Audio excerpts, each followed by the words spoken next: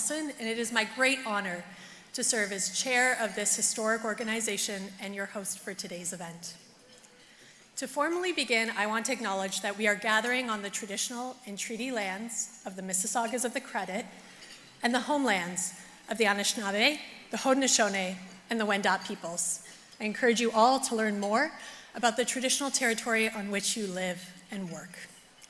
We have a number of ministers, MPPs, mayors, and other elected officials and dignitaries with us in the room. I'd also like to acknowledge that we have two former premiers, Mike Harris and Brian Tobin, so please join me in recognizing them.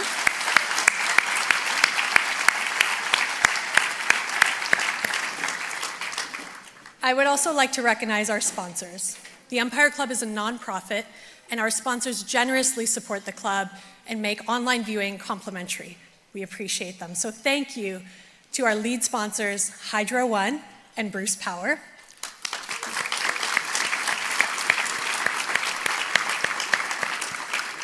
And thank you to our VIP reception sponsors, BMO, the Insurance Bureau of Canada, Atkins Realis, LiUNA, Shoppers Drug Mart, the Ontario Road Builders Association, ACON, Waste Connections of Canada, Westinghouse, TELUS Health, AWS, Dynacare, and DoorDash. Thank you.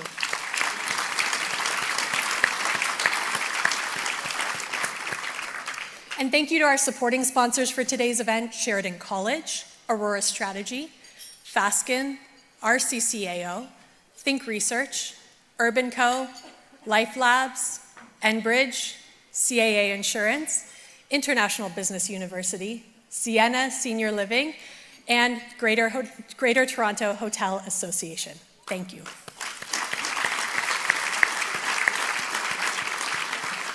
And I also want to thank our lead season sponsors, Bruce Power and Hydro One, and our VIP reception season sponsor, Waste Connections of Canada. Thank you. And finally, thank you to our print media partner, the Toronto Star. Thank you, Toronto Star. If you have questions for our speakers, please scan the QR code found on your program, or if you're online, the QR function under the chat. For those of you online, if you require technical assistance, please get help using the chat button that you will see on the side of your screen. One reason I am so proud to lead the Empire Club is because of its rich history. For well over a century, this podium has been the place where Canada's leaders come to deliver the great speeches or host the great conversations of their time, to address the most pressing issues of the day. And this is especially true when it comes to Ontario's leadership. In fact, since Leslie Frost, nearly every sitting Ontario Premier has addressed the Empire Club. Over the decades, yeah, it's great news, let's clap for it. Over the decades, each has delivered an important and timely message about the state of the Federation, emerging societal issues, and of course, the economy. And regardless of political stripe or moment in time, their appeal was clear. Ontario's success is critical to the success of the country, and our economic prospects are strong if we make the right investments. Today's distinguished guest is no exception, and we are so very pleased to once again be hosting Premier Doug Ford.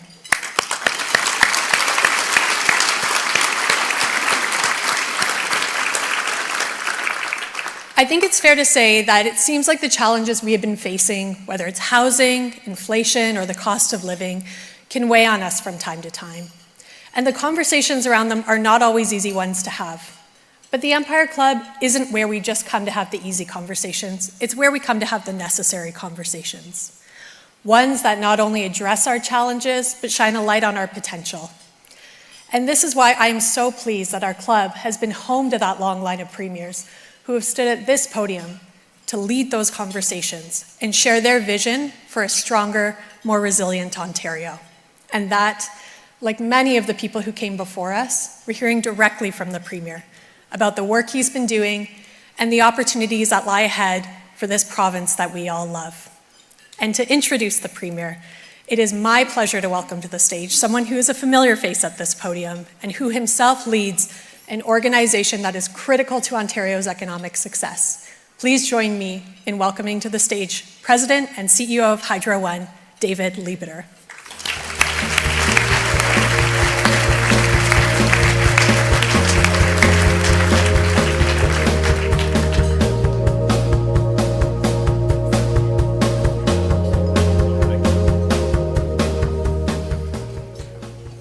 Look at this crowd.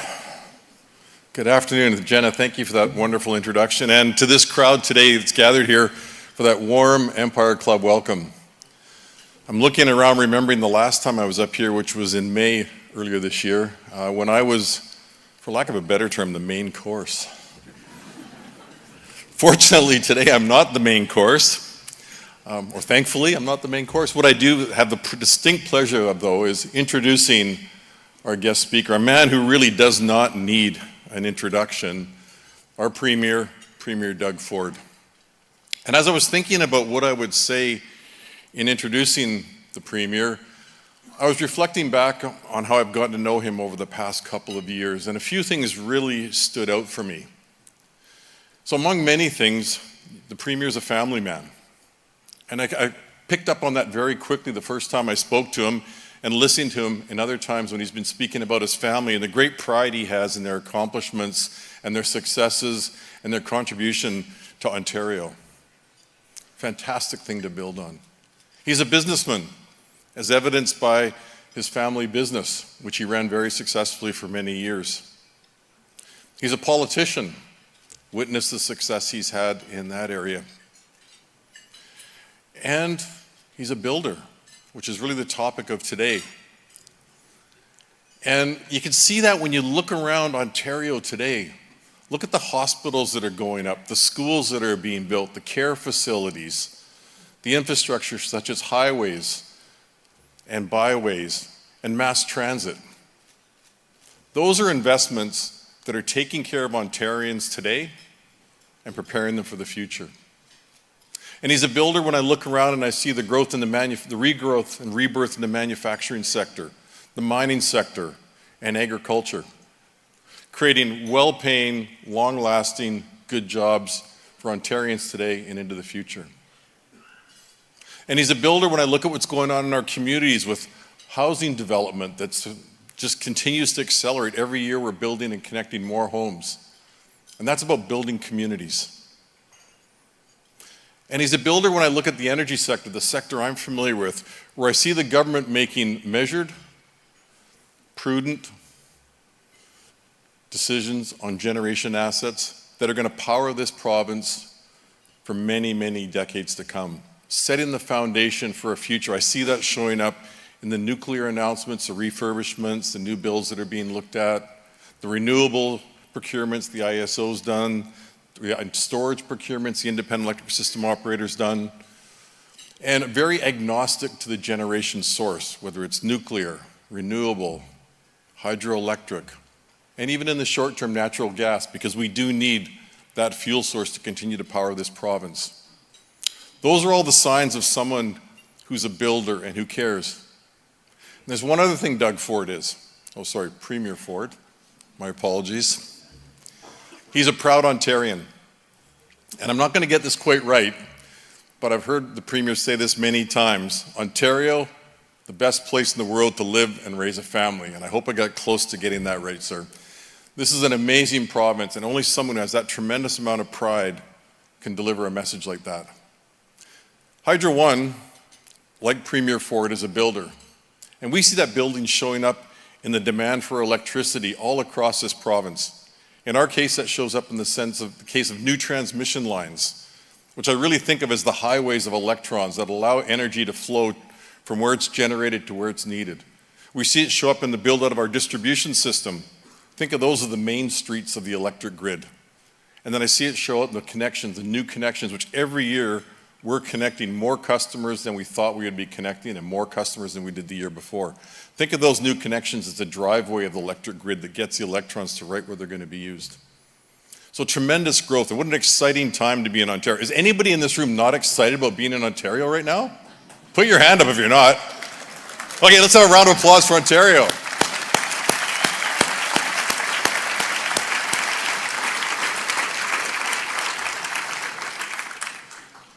On a personal note, I've been privileged to have a few meetings with the Premier, and I've gotten to know a few things about him. And I remember the first time we met, it was a very casual meeting, but let me assure you, it was focused. The Premier had questions he wanted to ask, he had issues he wanted to talk about, and what struck me the most, and I really appreciated this, was how well he listened to what I had to say. He honestly cared about what I had to say. And he was seeking to understand, which is fantastic. And I hope, sir, that I returned the favor and you sensed that I was keenly interested in what you had to say and the vision you had for Ontario at that time. It was a great meeting, and I look forward to many more with him. I also picked up at that time that he had a vision for Ontario. And it wasn't a vision for the next 2 years. This was a long-term vision that was going to set this province up for success for decades to come. And that's not something that I've always found in politicians. Sometimes you see a short-term vision, but this is the man who had a long-term vision.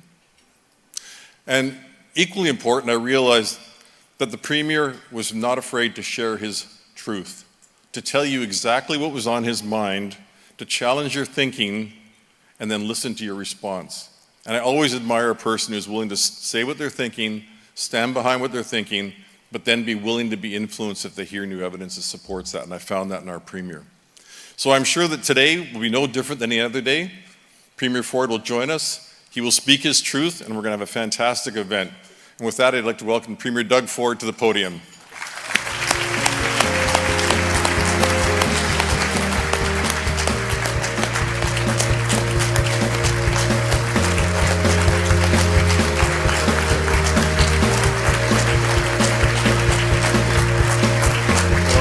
Thank you, everyone. Well, thank you so much, and good afternoon. What a crowd here today, my goodness. And David, thank you. Thank you for the very kind introduction, and I'm fortunate to have you leading Hydro One and your entire team there. You're doing an incredible job, because without your leadership, David, there's a stall on the economy, because we won't be building homes, we won't be building large factories, and so on and so forth. So please pass my thanks on to your team. And I do remember our conversation sitting by the little wood stove in the solarium there. But thank you for everything you do. And I'm thrilled to be here today alongside, I always call them the team of all-stars, and I really mean that. The person that takes care of all the money. You know, he's tight as skin on a grape, I always tell him, which is a good thing, is my great finance minister, Peter Betham-Falvey. Peter, thank you for everything you're doing. And Minister Fedeli, I always say our number one salesperson. He's all over the world bringing companies here to Ontario. He's done an absolutely incredible job. And thank you, Vic. I'm surprised you're even here today. He's usually, over in Asia or over in Europe, attracting more companies. Actually, he just got back the other day, so I'm sure he's booking a flight to leave very shortly. Minister Sarkaria, Minister of Transportation, you're doing an incredible job as well. He's been a little busy. I think I have that in my notes. You've been a little busy. I got to ask you, did you ride your bike down here or did you take the transit? I got to ask which one you chose. Okay. And Minister Lecce, again, Minister of Energy, just doing an incredible job. And anyone that knows, I call him Lech. He's the Energizer Bunny, and he does not stop. You're expanding our capabilities, and thank you for all your work. Minister Thompson, thank you, Minister Thompson, Rural Affairs. She knows everything about agricultural, rural affairs, and rural communities in Ontario play such an important role in our province. So thank you for everything you're doing. And Minister Todd McCarthy, one of the brightest legal minds in the country. It's not him that tells me that. Every other lawyer out there tells me how bright he is on the Constitution and real estate. But he's doing a couple portfolios focusing on procurement on business, and he just temporarily jumped in for the Ministry of Environment. He's knocking it out of the park. And Minister Kusendova, Natalia, you're doing an incredible job. You've jumped into long-term care. You're building long-term care homes as quickly as we can, and you're taking care of issues. But I have to tell you something about Natalia. During the pandemic, not only she was working as an MPP, she was a nurse. And she must have been slugging 80 to 100 hours a week during the pandemic. But that shows the character of someone. So thank you, Natalia. Thank you for all your work. Before I get started, I just want to thank Jenna and Saul. Thank you for incredible leadership here. Jenna, you have your job cut out over the next little while. but great leadership. And I just want to wish Saul a very happy birthday. What are you, about 30 years old today, Saul? But happy birthday, my friend. I also want to thank the entire team at the Empire Club of Canada for hosting us today. And it's a real honor to be here. You reminded me, Jen, I remember, and I wasn't with him at the time, Rob came here, my brother, and he got stuck in one of the elevators. And I don't think the Toronto Star, Benzie, ever believed that he was stuck in the elevator, did you, Benz? So anyways, I also want to thank Anne-Marie Vaughan, president of Humber Polytechnic, hailing from the great state of Etobicoke. Thank you, Anne-Marie, for moderating it today. And Anne-Marie, I really look forward to sitting down with you. I'm a massive fan of Anne-Marie. You know, Humber Polytechnic is in my area, and I've just seen it grow over and over under your great leadership, so thank you. It's also great to see so many familiar faces in the audience, and sorry I wasn't able to work the whole audience, but I'll get to it. We have many great mayors, by the way, but two are here, I'm told. We have 444 municipalities.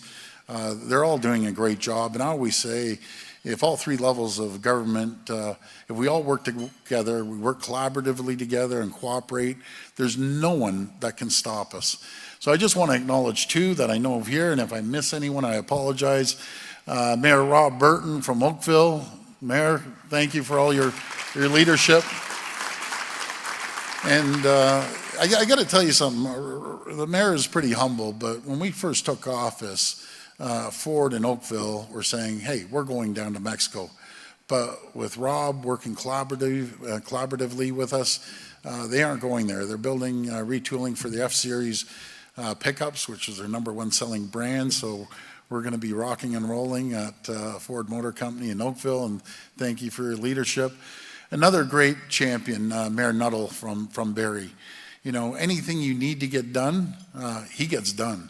He's a mover and shaker. He gets through the red tape and all the bureaucracy, and he's doing great up in Barrie, and Barrie's thriving. So my former, there's a former premier that's my favorite premier in the world, Mike Harris. I even love you, Mike, more than I love Mike Jr., and I love Mike Jr. a lot because he's been doing a great job. You know, he's a mentor. He did an incredible job. And I know my dad served underneath you, and so many great people. Jim Flaherty, I could keep listing them, but what a great team you have there. And of course, Brian Tobin, former Premier Brian Tobin, thank you. It was great chatting today, and thank you for visiting us here in Toronto. I was actually with Andrew Fury just last night, or yesterday, I had him over. And so many business and community leaders out there, that's what makes Ontario the strongest region in the world. I'm here today to talk about our plan for Ontario's economy. It's an important topic right now, maybe now more than ever. Growing geopolitical instability and ongoing disruptions to global supply chains are challenging economies right around the world. Here in Canada, the ongoing impact of inflation and high interest rates, alongside the growing cost of the federal carbon tax, which in my opinion, is the worst tax you could ever put on the backs of people, continue to squeeze the budgets of families and businesses. Amid these challenges, our government remains focused on continuing to rebuild Ontario's economy, starting with creating the conditions and the environment for businesses to grow, thrive, and prosper. I always say, if government starts creating jobs, we're all in deep trouble. What we do is create the environment and conditions for companies to come here around the world, and they come here and they thrive and prosper and grow. We've cut red tape, saving people and businesses $1.2 billion and over 1.5 million hours in time every single year that those people can be reallocated somewhere else within your company.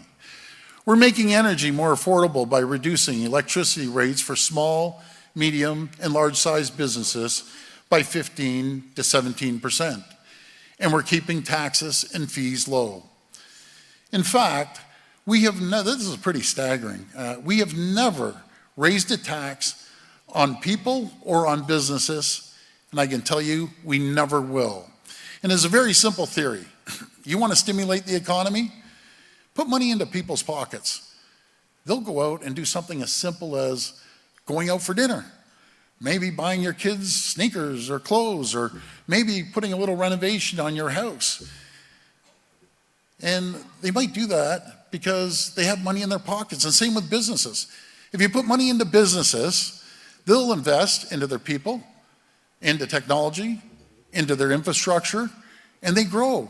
That's what creates economic strength, and the economy starts booming. The worst place you could ever give your money is to the government. I'm telling you, any level of government. We believe, our government believes, you can spend it a lot wiser and stimulate the economy than more money into the government's pockets. In total, we've reduced the cost of doing business in Ontario by $8 billion each in every single year. The results of our plan, the numbers, they speak for themselves. We've attracted more than $45 billion in the first electric vehicle and battery plants in Canada, along with billions and billions of dollars of investment in the tech sector, and more than $5 billion in life sciences. And that's last year alone, but I don't know if you heard Bloomberg a couple of months ago, that Canada, meaning really Ontario, has just knocked off China as the #1 spot in the world to invest in the EV sector. Over 137 global companies invested over $11 billion in Ontario last year, creating 12,200 jobs. Last year alone, all of you folks created 165,000 new jobs. In 2023, Ontario created more manufacturing jobs, think of this, than all 50 US states combined. Those are staggering, staggering numbers.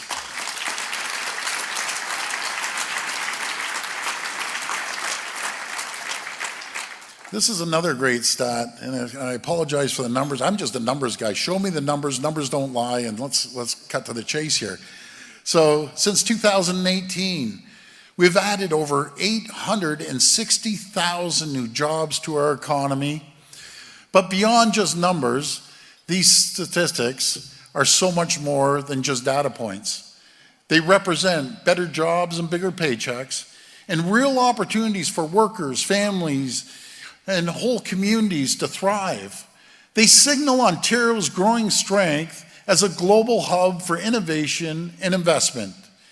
It's a far cry from where we were just 6 years ago, when sky-high energy prices and uncompetitive business environment forced plants to close, sending 300,000 jobs south of the border. What a difference a few years can make. And our pro-worker, pro-business agenda has been a true Team Ontario effort, with full credit going to workers, businesses, and our union partners. And I see one of the true leaders, Joe Mancinelli and Victoria. Thank you for all the work that you do. There you are, right over there. And thank you for helping build Ontario. Today, as we face economic and geopolitical uncertainty, rising costs, and a critical election south of the border, we can never take this progress for granted. We need to keep investing in and implementing our plan to rebuild Ontario's economy. Next week, when Ontario's legislature resumes, after a very, very busy summer for our government, we'll be doing just that, including measures to help build critical infrastructure faster. Our government has the most ambitious plan to build in Canadian history, with $190 billion in new infrastructure spending over the next 10 years, including nearly $100 billion to build the roads, the highways, and the public transit needed to tackle crippling gridlock on our streets. Here in the GTA, we're leading the largest expansion of public transit in North America, as we build the Bradford Bypass, Highway 413, expanding Highway 3, Highway 1117. Basically, everywhere you drive right now, no matter if it's a 400, 401 East, QEW, there's construction. I know it's a pain in the butt, but it's needed. It's needed to build that infrastructure for the future. And Minister Sarkaria, our hardworking Minister of Transportation, he's been busy lately. And every time I get in a traffic jam, who do I call? Honestly, I think he avoids my calls sometimes. But he's an incredible person, very, very bright individual. He was with Miller Thompson, a bright lawyer. I'm just so blessed to have the best team that's ever been assembled in politics. On Tuesday, Minister Sakaria was in Etobicoke talking about our focus on getting drivers moving faster by bringing sanity back to bike lane decisions. It isn't enough to keep an eye on future bike lanes.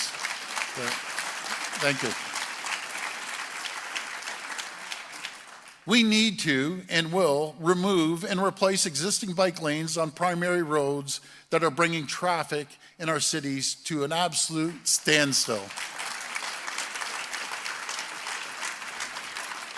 And earlier today, Minister Sakaria was out talking about how we're getting shovels in the ground sooner to build Highway 413 and the Bradford Bypass as part of our first piece of legislation when we're back to reduce gridlock and Save You Time Act. As ambitious as these projects are, even as we get shovels in the ground on Highway 413 and the Bradford Bypass sooner, they aren't enough to keep pace with Ontario's growth. So just last month, I announced our plan to build a new driver and transit tunnel expressway under Highway 401 to provide a new, faster route for the most gridlocked highway in North America. Together, these projects are helping to connect our growing region, tackle gridlock on our roads, and keeping people and goods moving. As the Board of Trade said, it's costing us $11 billion of economic growth just on the 401, not to mention the hundreds and hundreds of hours, there's thousands of hours, tens of thousands of people stalled just sitting there on the 401. Our buildings are off the 401 in Kipling.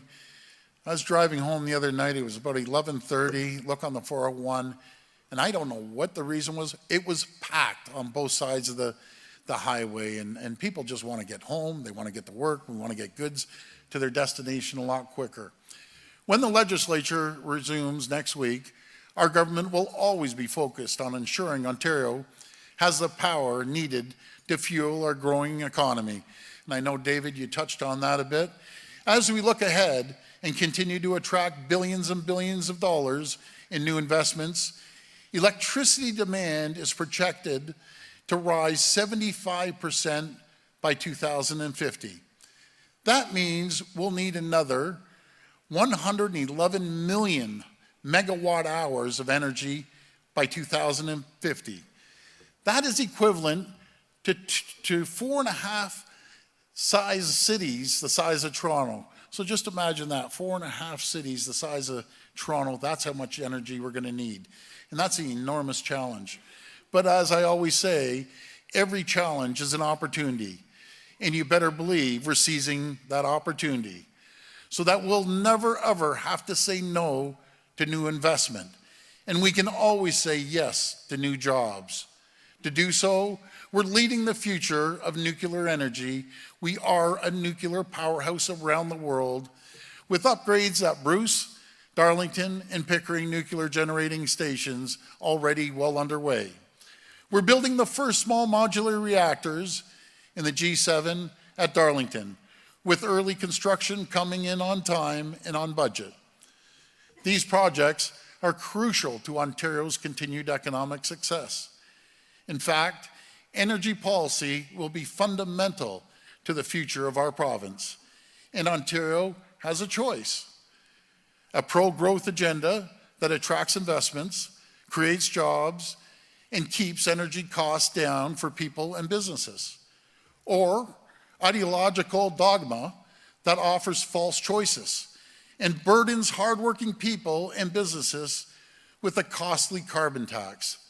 I know where I stand. Our government will always choose economic growth and affordability for families, and we will always reject the high cost of a carbon tax. Thank you. You know, I better stop there with all our priorities this session. Otherwise, I'm risk stealing Peter Bethenfalvy's thunder if I get into the fall economic statement, but I'm sure the Toronto Star knows it already, so they'll get that out there. Needless to say, our government will never stop looking for ways to keep costs down for hardworking families. And I look forward to sharing more news on that in the very near future. Now, before I finish, I just want to talk about the upcoming US election there. It's not an overstatement to say next month's presidential election and the upcoming review of the United States-Mexico-Canada agreement is more consequential than anything else on the horizon to our economy.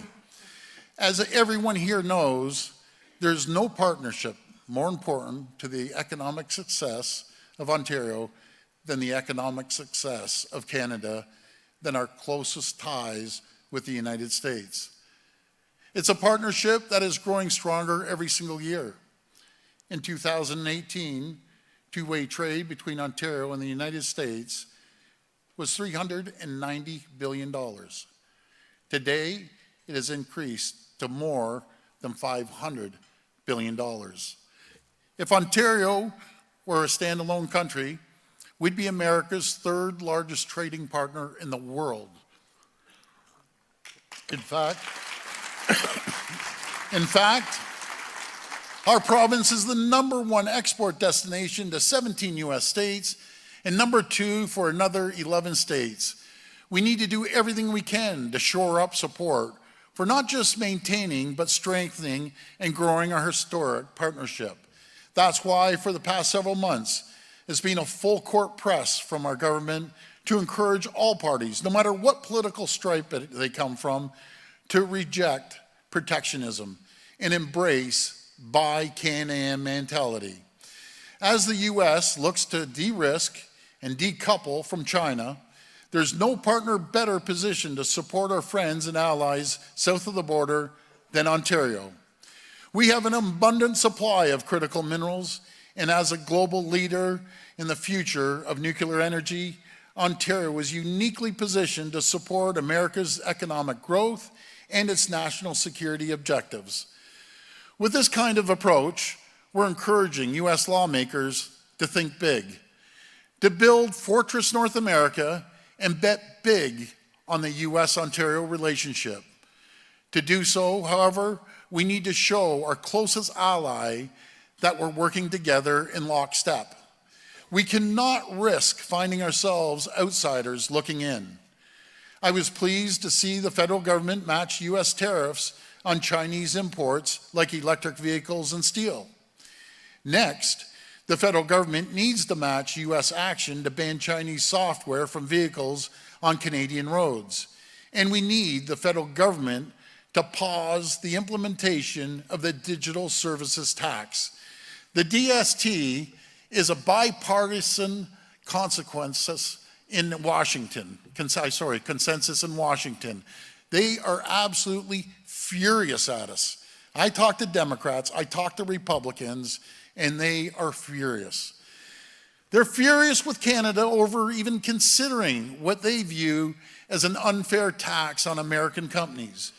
Putting aside the fact that they'll never support bringing in a new tax, no matter what it is, we cannot put millions of Canadian jobs in our historic economic partnership with the US at risk because of a stubborn refusal to listen to the concerns of our American friends.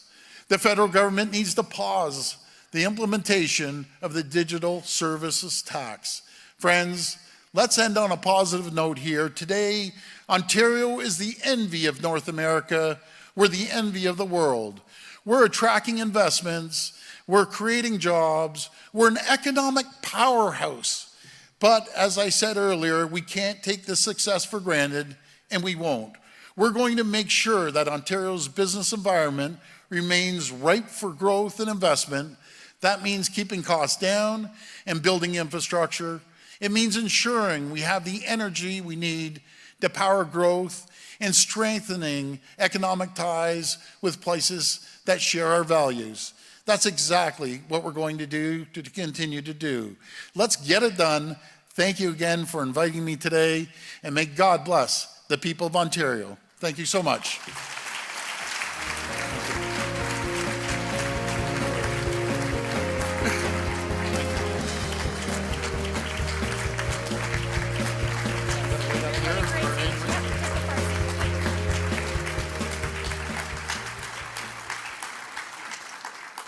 Thank you, Premier Ford, for sharing your vision and your leadership with us. I think David is right. You wear your Ontario pride well, and we appreciate it.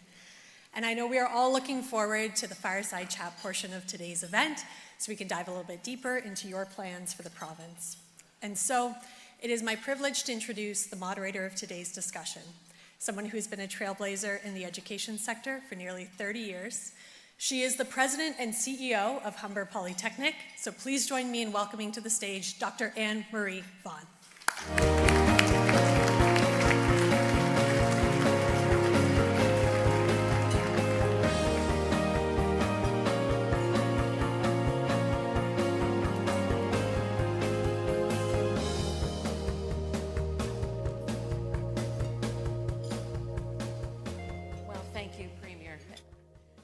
And Humber is very fortunate because the Premier is our MPP. And so we're always delighted to have him come join us. Thank you very much. So Premier, you really draw a crowd. It's a big group here, which is great. Because of you. No. Oh, yeah, absolutely. But I want to thank you for your time today. And I know we're all looking forward to hearing more about your government's plans and vision for the future of the province. And to start this conversation, and I think it's a really important conversation, is about the declining productivity rates in Canada and what that means for our future. And I know you're equally concerned about those productivity challenges that we face.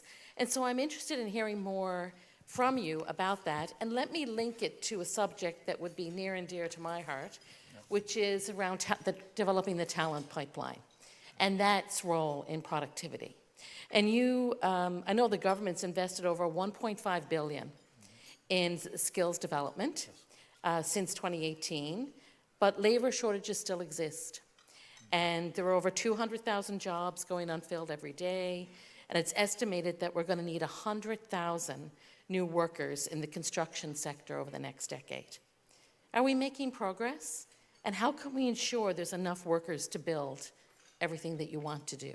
Oh, thanks so much, Anne-Marie. I'll start off with that question right off the hop. And a good example, as I called him out, Joe Mancinelli from LaUna. He's doing a new opening on Friday, and that's going to give Joe and LaUna an opportunity to double the amount of people they train. They're at about 50,000 now. Joe, you're going to double that up to 100,000. But the Skills Development Fund, we're spreading right across the province to all different sectors, to making sure that we have the talent that we need to meet the demand. We're seeing massive, massive growth, unlike anywhere in North America right now, not just on the economy, but in population. 800,000 people showed up to our door last year alone. And a lot of those people want to get out and work, but because of the delays of immigration getting their work visa, it takes 18 months to 2 years to get a working visa from the federal government. We have more asylum seekers coming here, and we're looking at approximately 24% right now of everyone on Ontario Works is asylum seeker. And I don't blame them, by the way. I blame the federal government for not getting them out there and giving them a working permit. I have a lot up in the hotels on Dixon Road, and there's little Timmy's. I pull over after I go through Timmy's. I talk to them. Every one of them are saying they want to work. So we have in the total 473,000 people on Ontario Works, better known as welfare. And I just have a message for them.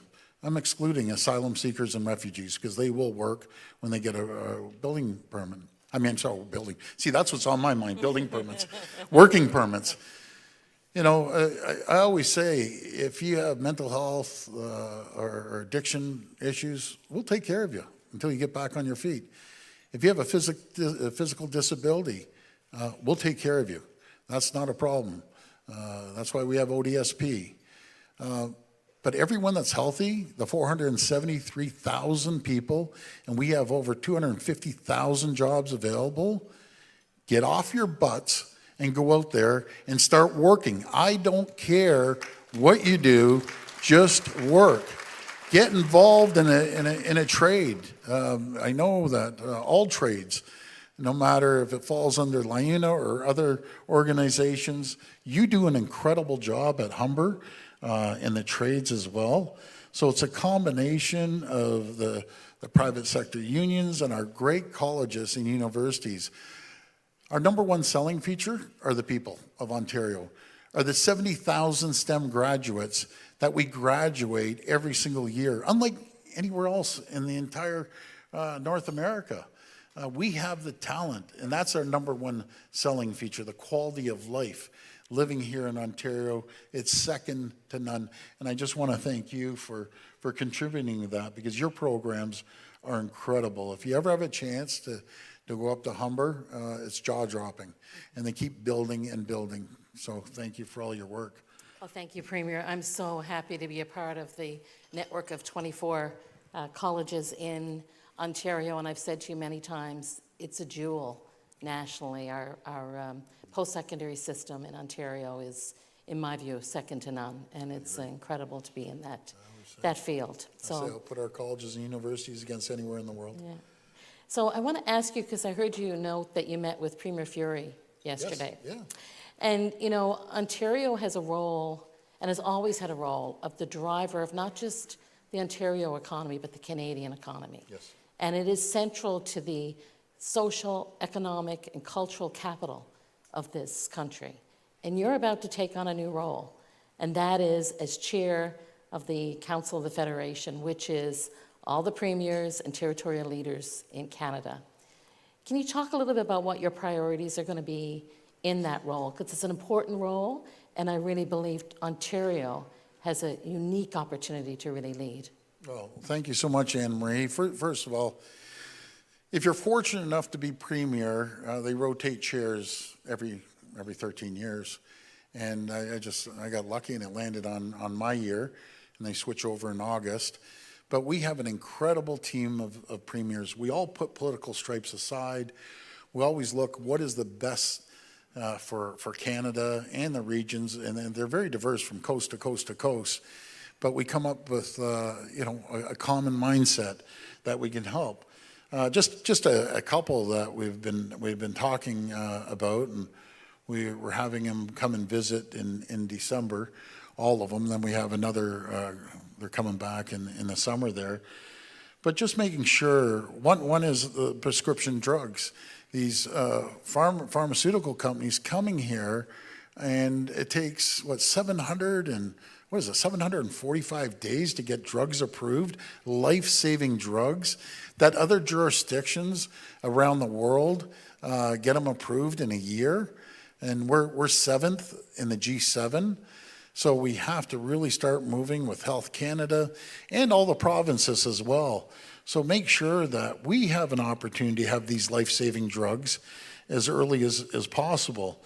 We also are going to be talking about our energy demands right across the country. If you look at our energy demands, and we're going to be very diverse and look at all forms of energy, but one obviously is nuclear. We have 19 CANDU reactors in Canada. 18 of them are in Ontario. And I'm pretty sure I'm on that. Is that correct, David? I think it's 19, 18 that we have in Ontario, but we're going to continue building on that fleet. We're going to make sure that we look at other areas from biomass to gas, and even windmills and solar panels. We're going to look at all forms of energy, and I'm blessed. I'm blessed to have a minister like Stephen Lecce. Anyone in this room that knows, I call him Lech, He is a firecracker, and man, is he making moves. And I'm just fortunate to have a great minister. And the other,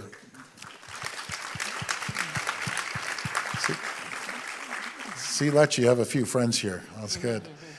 And the last one, just meeting our commitment with NATO, making sure that we allocate our 2% towards our military. I think it's never been more important to do that. And believe it or not, that came from one of our NDP premiers, that he wanted to focus on that. Wab Canoe, which is a really, really good guy. We kind of everyone puts their politics aside, and we just have an incredible team of premiers here. Well, thank you for that comment about NATO. As an honorary colonel in the Royal Canadian Air Force that I am, I'm delighted to see that's a priority for you as well. So, thank you. Let me ask you a bit more about the United States election, because I think that's probably, sorry, I lost my paper again, probably key to the questions in everyone's mind. And even last week when you were talking at Humber, you spoke about the energy sector and how our growth in nuclear energy can really be a sales force or sales opportunity in the United States. I know you don't want to pick a side in the US election. Can you talk a little bit about more of the work you're doing to ensure that we don't end up with a more protectionism view in the United States come November 6th? Well, Anne-Marie, and everyone in this room knows this, it's all about building relationships. And I spent 20 years of my life between our Chicago facility and New Jersey, going back and forth, and you meet a lot of people.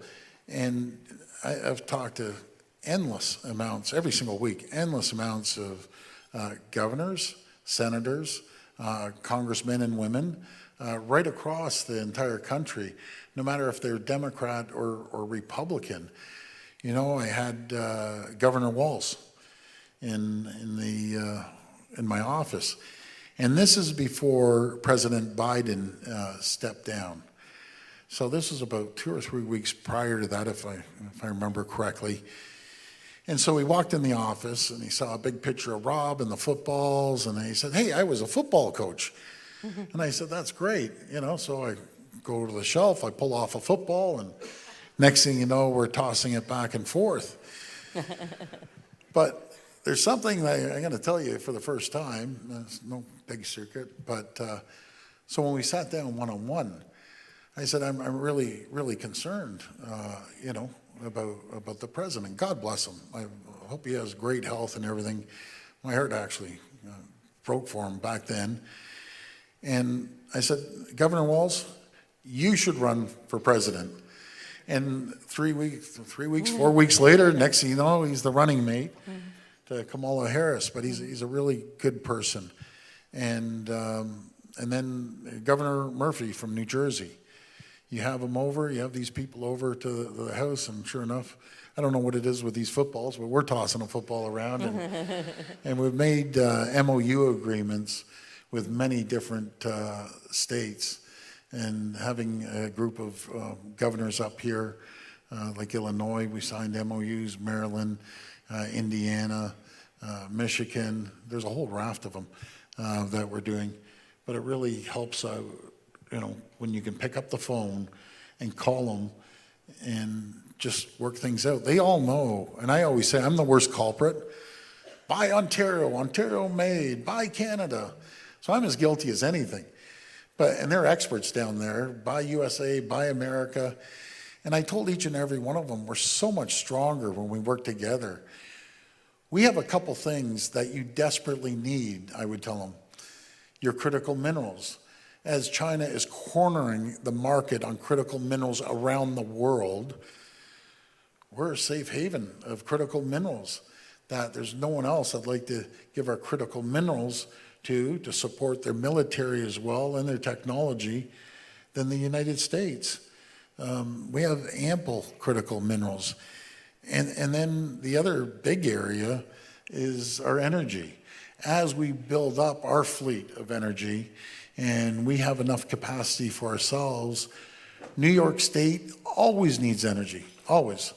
And so does Michigan, and so does Ohio and Pennsylvania.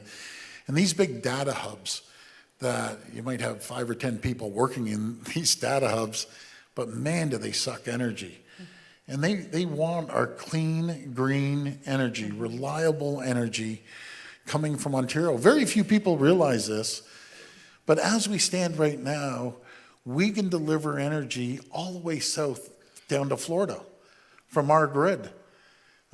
Texas is standalone. I was talking to a congresswoman there the other day. They're standalone. But do you remember what happened a couple of years ago when Houston and Texas had a little snowfall? It almost shut down all of North America because a lot of components were coming from there. And I invited the congresswoman to join our grid because it's reliable. And we have the best people in the world when it comes to our energy on all facets. That's a really important point about the security and safety and reliability of our grid in terms of productivity. Let me give the last word to a question from the audience, and this is about Canada's youth. And many young people are facing uncertainty in today's time. And I know you're so enthusiastic about Ontario. What message would you leave young people in the audience about what the future is for them and how important it is for them to be able to dream and have a life and families here in Ontario?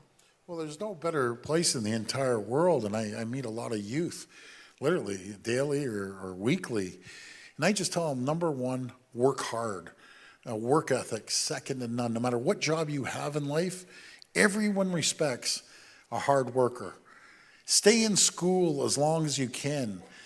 And when you graduate, it's going to be the lightest luggage you're ever going to carry anywhere that no one can take off you. And some kids, they may not be academics. Get into a skilled trade.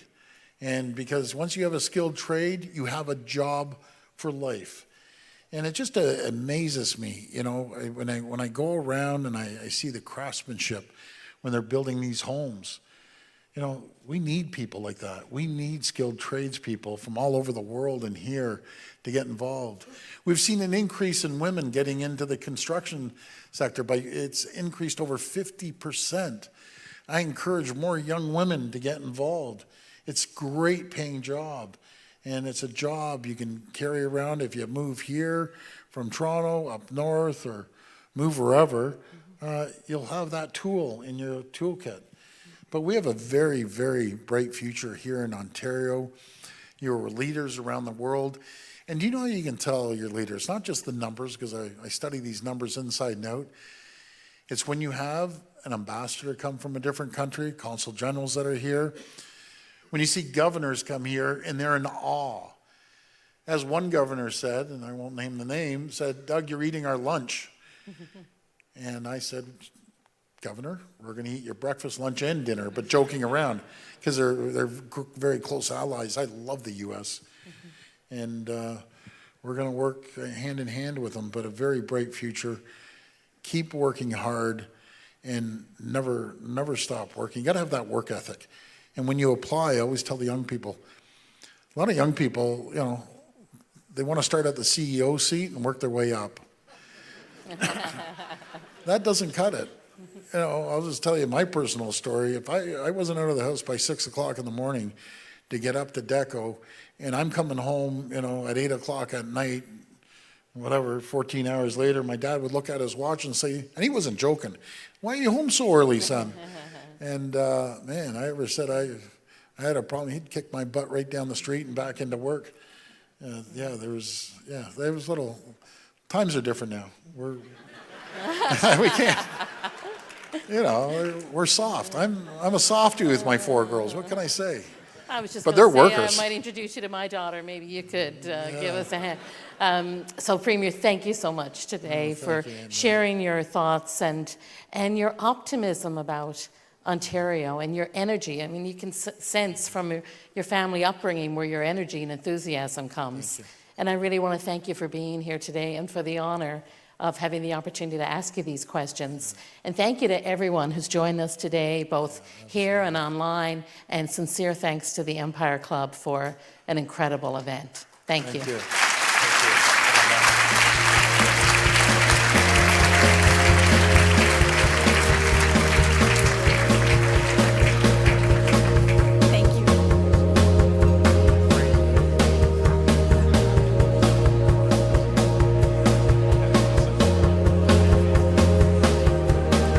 Thank you very much, Dr. Vaughn and Premier Ford, for that great, insightful conversation. Now I'd like to introduce our final speaker to deliver appreciation remarks. Please join me in welcoming to the stage Chief